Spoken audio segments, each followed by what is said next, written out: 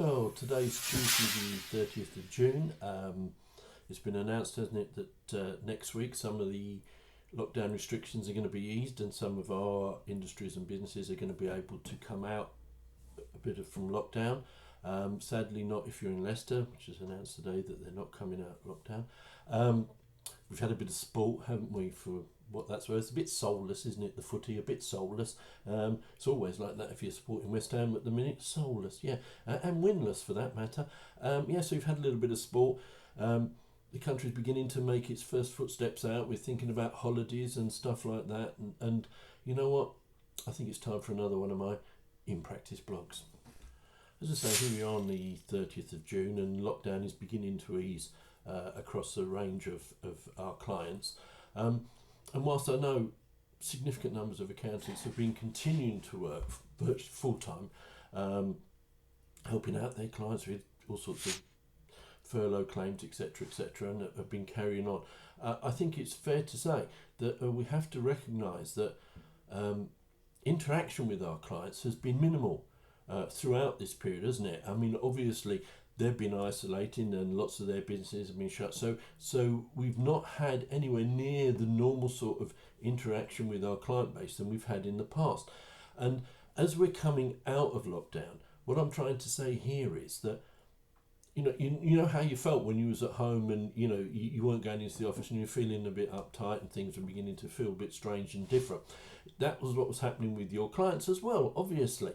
So what we need now is we need to re-establish that human relationship. We need to talk to our clients again, just say we're still here, we're still thinking about you, we're working with you and trying to help you. We need to get those client interactions going. Now that doesn't have to be, personally, obviously, because of isolation issues.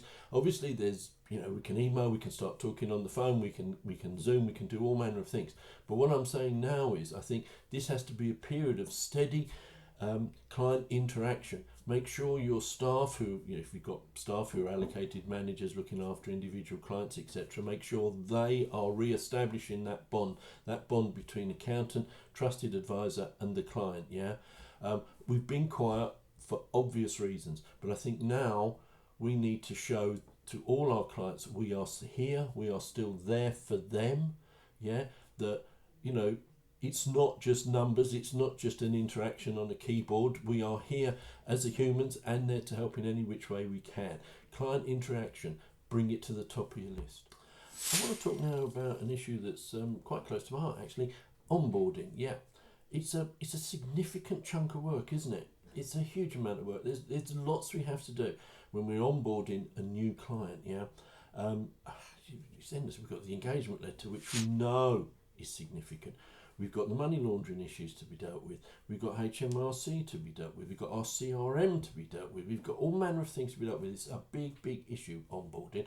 And it's an admin issue, isn't it? It's not a glory issue. We're not saving anybody any tax when we're onboarding them, are we? We're not helping the business be more efficient when we're onboarding, are we? So what I see happen as I go around is that people are passing that on to some sort of algorithm, an app or a program, trying to reduce the time spent on onboarding, because obviously it's seen as a bit of a dead issue, isn't it? A dead time.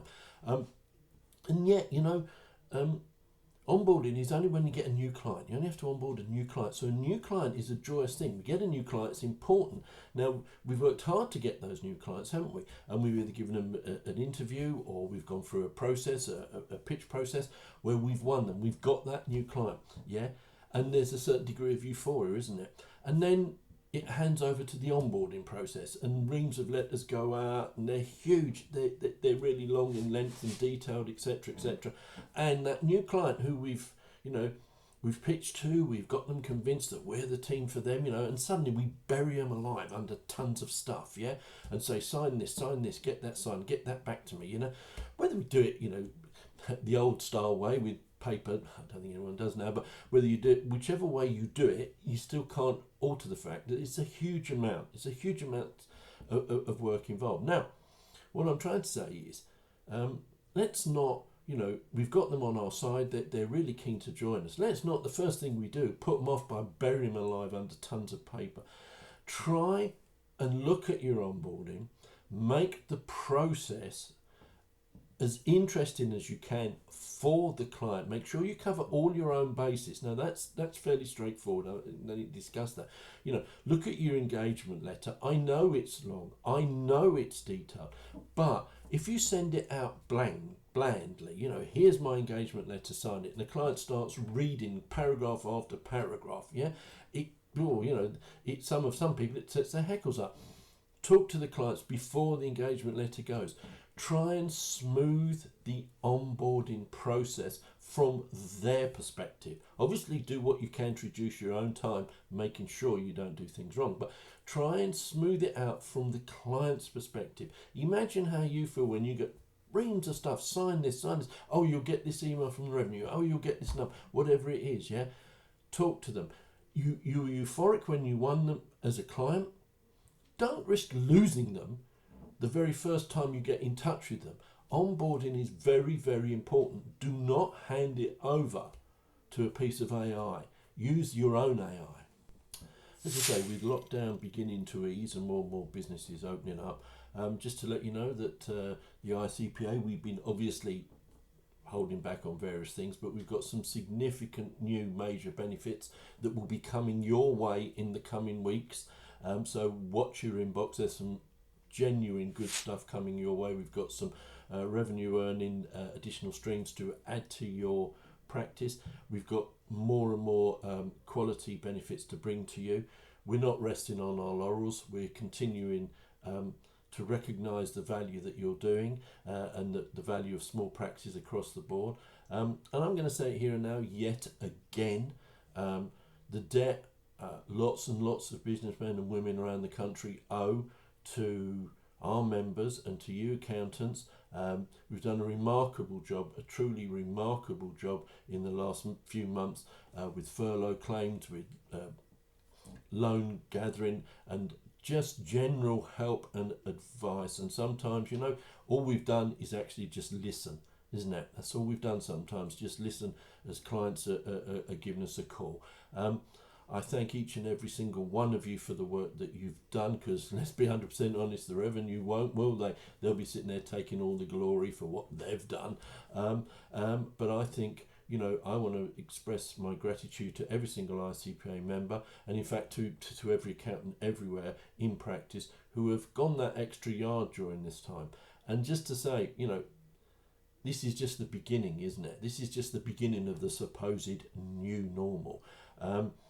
We've got to look at our practices going forward. We're going to be looking at staffing for those of us with offices and staff, whether we're going to maintain this working remotely, whether we're going to do it part-time working remotely. Or there is no, as I said on a recent webinar for Accounting Web, there is no 100% certain answer.